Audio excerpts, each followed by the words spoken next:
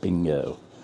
Ding, ding, ding, ding, ding, ding, ding. Okay, so this is going to be part B of part one of Thanksgiving. Sorry about that. Ran out of memory. It stopped a few seconds before finishing. I'll just start with Anne put down her glass and chimed in. While living in college, it was easy to fall into the fast food mentality. When I was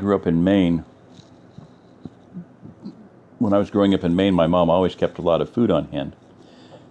She was feeding 5 people, so she said it was just more efficient to buy that way.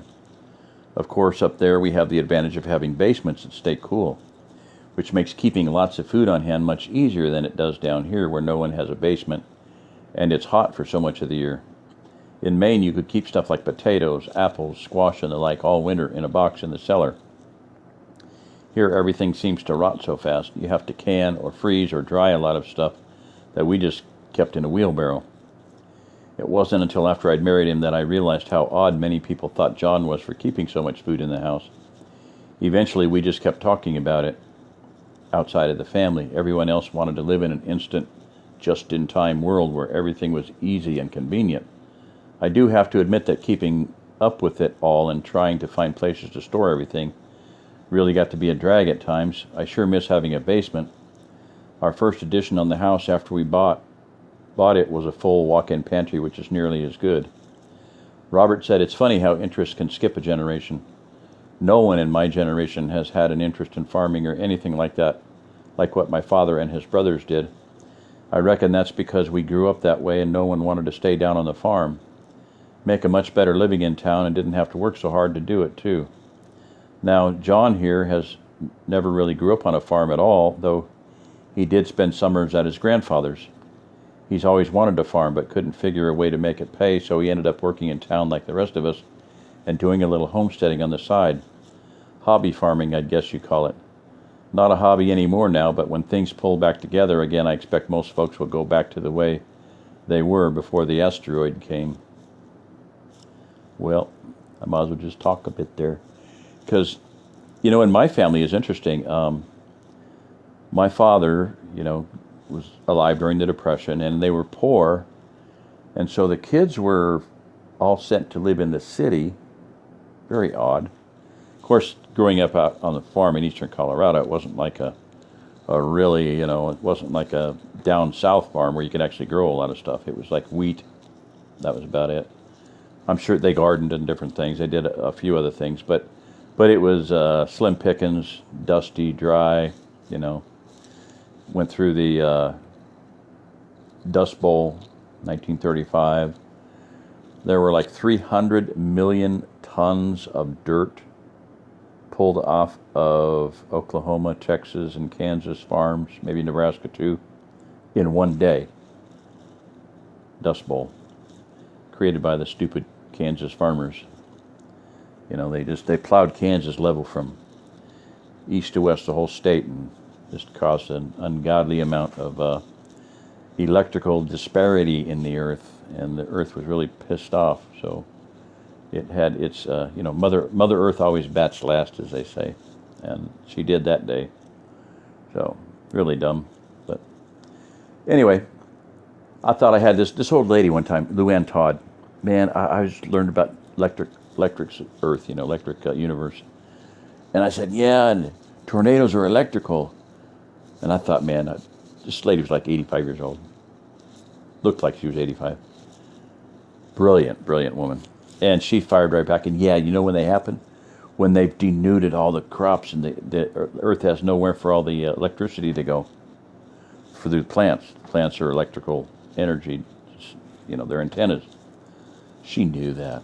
Oh my gosh. Wow. Phenomenal. So anyway, my dad grew up on a farm, but then as he grew up, they were sent into the city. So he grew up in the city. He raised us all in the city. But he liked the farms enough that he would take us out to the farm every summer. And about every summer that I can remember, we went camping. He bought a, pop-up camper and then bought a bigger one and a bit better car. And so we went camping a lot. So I grew up hating the city because farms were cool. I had no clue about work involved in it, but it was fun. And the outdoors was fun, fishing and hunting, and not hunting, but we never went hunting. But outdoors was nice. I liked it. I did not like the city. So anyway, I grew up feeling like the city was a death trap. I felt like a caged leopard in a zoo, and I did not like it at all. And I wanted out my entire life. So part of that's because I believe Israelite, Hebrew blood is like the Israelite people are at heart an agricultural people. So you all have some things to learn about all that. Some of you do. Some of you might know a little bit, but if you really like being outdoors, if you like gardening, if you like growing crops, plants, if that seems to be like in your blood, there's a reason for that. Israel is an agricultural nation.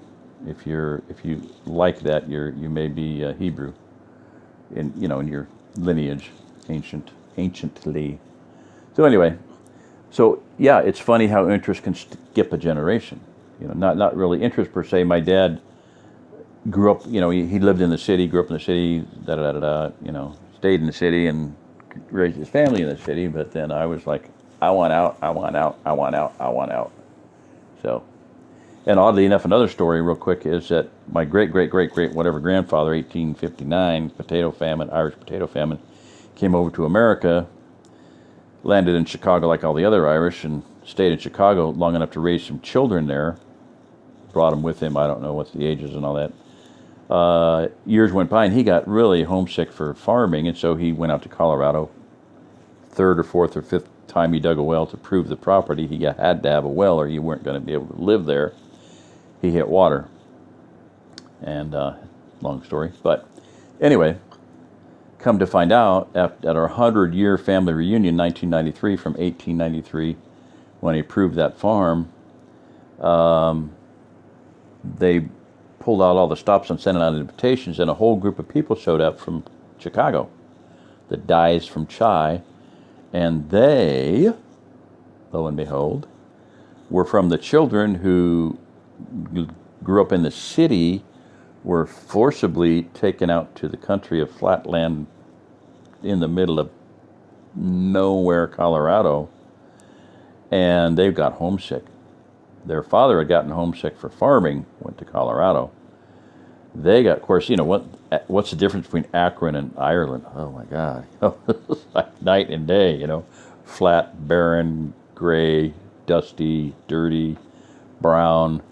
Versus, the Emerald Isle, bright green, so green that it can hurt your eyes, But anyway, so they got homesick for the city. They went back to the city. So, long story short. So yeah, very interesting comment there. So very, very fascinating. So, all right, this is Jerry Diamond. If you're listening to this, hope you enjoyed it. Sorry for the little blip up there, but oh well, such is life.